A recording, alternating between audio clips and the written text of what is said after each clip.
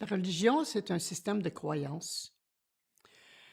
C'est un système de dévotion, heu, vers un être suprême, un Dieu, si on veut l'appeler comme ça.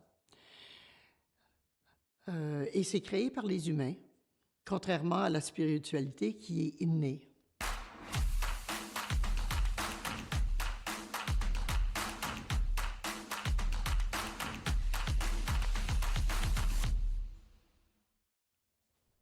Il y a des gens qui sont dans la religion par-dessus la tête et qui ne trouvent pas le moyen de découvrir leur spiritualité.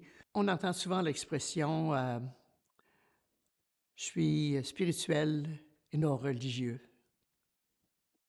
Mais on n'entend jamais l'inverse, «Je suis religieux mais non spirituel». La spiritualité, c'est le non matériel. Tous les humains ont ce côté spirituel.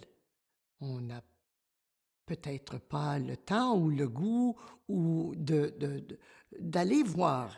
On peut découvrir notre côté spirituel, le nourrir, l'apprivoiser par des choses qui sont tout autour de nous. Des choses comme la poésie, la musique, la méditation, le calme, le silence. On, on vit dans un monde où on est constamment branché sur l'extérieur, toujours être prêt à répondre au prochain appel. On n'entend plus l'appel dans notre intérieur.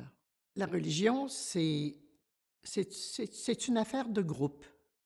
On, on fait partie d'une communauté de foi, on s'entraide, on a des gens dans la communauté qui nous aident à, à bien vivre notre religion, mais la spiritualité, c'est à moi. C'est à moi, c'est une affaire individuelle. Il y a un endroit pas loin où j'habite où je peux aller marcher et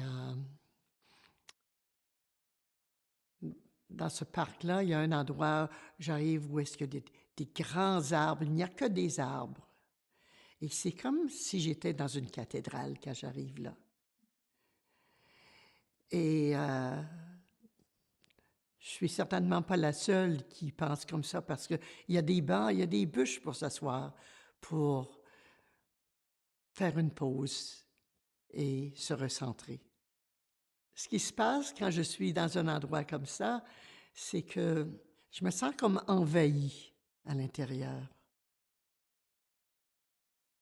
C'est pas simplement du calme, c'est comme, un wow, un wow pour moi en dedans. C'est le temps de retourner dans mon endroit.